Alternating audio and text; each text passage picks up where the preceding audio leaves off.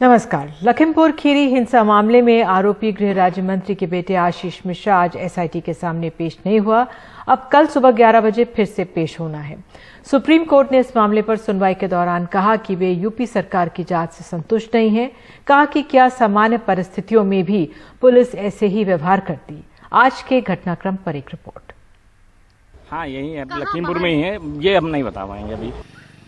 लखीमपुर खीरी में होने के बावजूद गृह राज्य मंत्री के घर से महज 2 किलोमीटर दूरी पर मौजूद क्राइम ब्रांच के दफ्तर आशीष मिश्रा नहीं पहुंचे। अब शनिवार को फिर से 11 बजे आशीष मिश्रा को पेश होने के लिए घर के बाहर सम्मन लगाया गया है। शुक्रवार सुबह 10 बजे से ही लखीमपुर खीरी के क्राइम ब्रांच के दफ्तर में एसआईटी की टीम तो पहुंची और मीडिया का भारी जमावड़ा भी लगा रहा। 4 घंटे तक एसआईटी की टीम दफ्तर पर बैठी रही, लेकिन गृह राज्य मंत्री के बेटे नहीं पेश हुए। बाद में उनके पिता ने ये सफाई दी। इलेक्ट्रॉनिक युग है, सीडीआर की लोकेशन भी है, सीडीआर से लोकेशन क्लियर हो जाती है। पूरी तरह से हम सारे साक्ष्य हमारे पास हैं, हमने सारे साक्ष्यों को संकलित कर लिया है और जैसे ही वो कहेंगे वो जाकर के कहेंगे। और हमारे बेटे की जहां तक बात है, वो कहीं नहीं गए, सैपुरा कोठी के अपने आवास पर वो उपस्थित हैं। आज जो है, आज उन्होंने कल जैसे नोटिस वो अगर किसी को देते तो ले लेता, उन्होंने घर में किसी को कहा नहीं नोटिस लेने को। उस घर में अकेले वही नहीं रहते, अगर आप वहां पर बुलाकर देते तो वो नोटिस चस्पा करके फिर भी हम लोगों ने उसको मान लिया। लेकिन आज कुछ उनका स्वास्थ्य गड़बड़ था, उन्होंने उसको लिख करके भेजा है। क्या आशीष मिश्रा केंद्र सरकार और पुलिस के लिए फजीहत का कारण बन चुके हैं? उधर शुक्रवार को सुप्रीम कोर्ट में भी लखीमपुर खीरी मामले की सुनवाई हुई। सुप्रीम कोर्ट ने सख्त टिप्पणी करते हुए कहा कि आरोपी के साथ वैसा ही व्यवहार हो जैसा दूसरे मामलों में होता है। हम जिम्मेदार सरकार और पुलिस की उम्मीद करते हैं। केवल बातें हो रही हैं, कार्रवाई नहीं हो रही है। सुनवाई के दौरान सुप्रीम कोर्ट ने यूपी सरकार पर गहरी नाराजगी व्यक्त की। कहा सीबीआई भी इस मामले में समाधान नहीं है, लेकिन अब यूपी सरकार एसआईटी के बदले किसी और एजेंसी से जांच करने के विकल्प पर भी अपना सुझाव सुप्रीम कोर्ट को सौंपे। 7 को जब सुप्रीम कोर्ट में मैटर आया तो लीपापोती करने के लिए राज्य सरकार ने मुख्य अभियुक्त को नोटिस थमा दिया कि आप आइए, जैसे किसी राजा को बुला रहे हों कि आइए आप हमारे सामने पेश होइए। अरे उनको तो गिरफ्तार करना चाहिए, बाद में जो भी होती कार्रवाई अपनी करनी चाहिए, लेकिन उनको गिरफ्तार आते नहीं किया। केंद्रीय गृह राज्य मंत्री के बेटे आशीष मिश्रा के अलावा थार गाड़ी से भागते दिख रहे सुमित जायसवाल से भी पूछताछ के लिए बुलाया गया है। जिस केंद्रीय गृह राज्य मंत्री के कंधों पर भारत के कानून व्यवस्था को संभालने की जिम्मेदारी होती है, उसी के बेटे आशीष मिश्रा आज दिन भर पुलिस को इंतजार करवाते रहे, वो भी तब जब उनके ऊपर कई संगीन धाराओं के तहत मुकदमा दर्ज है। ये घटना बताती है कि कैसे सियासी रसूख के सामने पुलिस लाचार हो जाती है। लखीमपुर खीरी से विनीत वर्मा, आलोक पांडे के साथ रवीश रंजन शुक्ला, एनडीटीवी इंडिया। उधर प्रियंका गांधी आज इंदिरा नगर की एक बस्ती लव कुश नगर में अचानक पहुंच गई। लखनऊ में यहां पर उन्होंने झाड़ू लगाते हुए कहा कि झाड़ू लगाना स्वाभिमान और सादगी का प्रतीक है। दरअसल उत्तर प्रदेश के मुख्यमंत्री योगी आदित्यनाथ ने प्रियंका गांधी के झाड़ू लगाने को लेकर मजाक उड़ाया था और इस पर जवाब देते हुए प्रियंका ने कहा कि रोज करोड़ों सफाई कर्मी झाड़ू लगाते हैं, ये मेरा नहीं सबका अपमान है।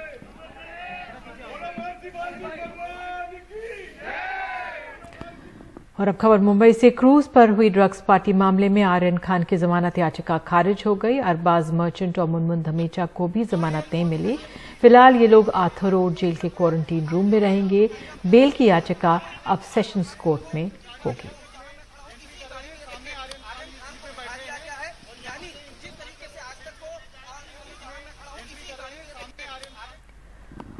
और अब बात एयर इंडिया से जुड़ी हुई। आखिरकार एयर इंडिया की घर वापसी हो गई है। टाटा ग्रुप ने 18,000 करोड़ की बोली लगाकर एयर इंडिया को खरीदा है। 68 सालों बाद टाटा ग्रुप के पास वापस लौटी एयर इंडिया। टाटा ग्रुप के हिस्से में आए 15,300 करोड़ रुपए का कर्ज। एयर इंडिया पर कुल कर्ज करीब 60,000 करोड़ का है। सरकार को बिक्री से मिलेंगे 2,700 करोड़ कैश। 1 साल तक कोई छटनी नहीं होगी और 1 साल बाद दिया जा सकता है वीआरएस का विकल्प। और इस पर अधिक जानकारी दे रहे हैं हमारे सहयोगी हिमांशु शेखर।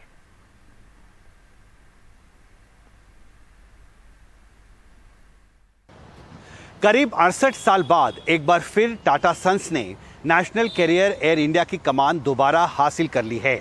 एक लंबी बिडिंग प्रक्रिया के बाद भारत सरकार ने यह तय किया कि टाटा सन्स की जो सब्सिडरी कंपनी है टेलेस प्राइवेट लिमिटेड, उसे एयर इंडिया की कमान सौंपी जाएगी, क्योंकि बिडिंग के दौरान उसने सबसे ज़्यादा 18,000 करोड़ रुपए की बिडिंग की थी। हालांकि कंपनी ने यह भी सरकार से कहा है कि वो करीब 15,300 करोड़ जो कुल कर्ज है एयर इंडिया का, उसका वहन भी करेगी। सरकार के जो आंकड़े उसके मुताबिक 31 अगस्त 2021 तक जो टोटल कर्ज है, डेथ बर्डन है एयर इंडिया का, वो करीब 61,500 करोड़ का है और इसमें से 15,300 करोड़ जो कर्ज का वहन है वो subsidiary company Telles private limited करेगी और जो बाकी की जो रकम है वो सरकार को खुद वहन करना होगा। सरकार को उम्मीद है कि एयर इंडिया के जो स्ट्रेटेजिक एसेट्स हैं उनकी बिक्री करके करीब 13 से 14,000 करोड़ तक रिटर्न लिया जा सकता है, लेकिन उसके बाद भी करीब 32 से 33,000 करोड़ जो है वो कर्ज सरकार के पास एयर इंडिया का रहेगा। अब जहाँ तक कर्मचारियों का सवाल है, ये कहा गया एयर इंडिया की तरफ से कि करीब 12,000 एयर इंडिया के एम्प्लॉयज़ हैं अभी, उसमें से 8,000 परमानेंट एम्प्लॉयज़ हैं और करीब 4,000 कॉन्ट्रैक्चुअल एम्प्लॉयज़ हैं। और ये तय किया गया है कि पहले साल में टेक ओवर के बाद टाटा सन्स जब एयर इंडिया का टेक ओवर करेगी तो पहले साल में कोई रिट्रेंचमेंट अलाउ नहीं किया जाएगा, यानी किसी भी एयर इंडिया के कर्मचारी को नौकरी से नहीं निकाला जा सकता है। लेकिन एक साल के बाद टेक ओवर के एक VRA स्कीम ज़रूर टाटा सन्स ऑफ़र कर सकती है जो एयर इंडिया के एम्प्लॉयज़ हैं उनको। और साथ में ये भी तय किया गया है कि जो सीनियर मैनेजमेंट है उसमें बदलाव होगा या नहीं होगा, ये फ़ैसला टाटा सन्स को करना होगा, क्योंकि उसने बिडिंग के ज़रिए जो मैनेजमेंट कंट्रोल है वो हासिल किया है और इसलिए सीनियर मैनेजमेंट में एयर इंडिया के अगर वो चाहे तो वो बदलाव वो कंपनी ज़रूर कर सकती है। निश्चित तौर पर एक बड़ी खबर, एक ऐतिहासिक दिन टाटा सन्स के लिए, और रतन टाटा ने एक ट्वीट करके ये कहा है कि ये एक बहुत बड़ी खबर है टाटा सन्स के लिए, एक ऐतिहासिक समय है, एक इमोशनल मोमेंट है हमारे लिए। और साथ में उन्होंने उम्मीद भी जताई है कि मौजूदा परिस्थिति में इस टेक ओवर के बाद एविएशन सेक्टर में टाटा सन्स के पास ज़्यादा स्पेस होगा, ज़्यादा मार्केट अपॉर्चुनिटीज़ होंगी और उन्हें उम्मीद है कि कोशिश और मेहनत करके वो ज़रूर एविएशन सेक्टर में टाटा सन्स के लिए और ज़्यादा जगह बना पाएंगे। दिल्ली से सचिन गुप्ता के साथ हिमांशु शेखर, NDTV इंडिया। और इसी खबर के साथ लेते हैं एक छोटा सा ब्रेक और ब्रेक के बाद आपको ले चलेंगे एक दुर्गा पूजा पंडाल, किस तरह से यहाँ पर भी लखीमपुर कांड का दर्द किया गया है याद।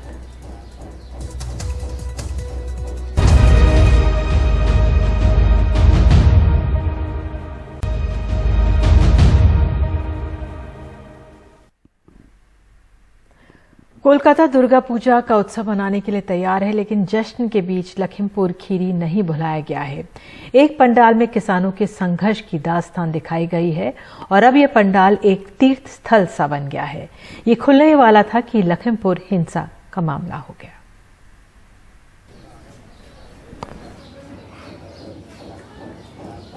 भारत के किसानों को सलाम करती हुई झांकी, जिन्होंने सदियों से संघर्ष करते हुए हमारे लिए अन्न उगाया है।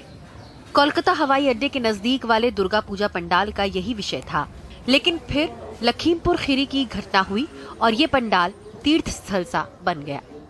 स्वतंत्रता सेनानियों के परिवार से निकले साइंस ग्रेजुएट अनिर्बान दास ने ये पंडाल डिजाइन किया है और इसकी इबारत झकझोर देती है। हमने नील क्रांति, कूका क्रांति, तेलंगाना संघर्ष के बारे में बात की। ये किसानों को सलाम है। लखीमपुर तो इत्तेफाक था। ये चित्र 15 दिन पहले बनाया गया था। लखीमपुर की घटना 5 दिन पहले हुई, संयोग ही था।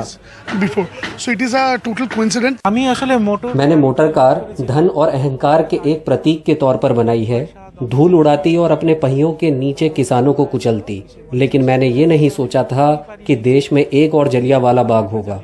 मुझे जलियांवाला बाग के बाद इससे भयावह और कोई घटना याद नहीं आती। गाड़ी के नीचे कुचला किसान, भगदड़ के बाद बची चप्पलें, ये सब किसी डरावने सपने से भी ज्यादा डरावना है। लेकिन ट्रैक्टर से निकलते पंख उम्मीद का प्रतीक हैं। देवी देख रही हैं और यही उम्मीद जगती है कि किसानों को इंसाफ मिलना सपना बनकर ही नहीं रह जाएगा। कोलकाता से GD शंकर के साथ मौनी दीपा बैनर्जी, NDTV इंडिया।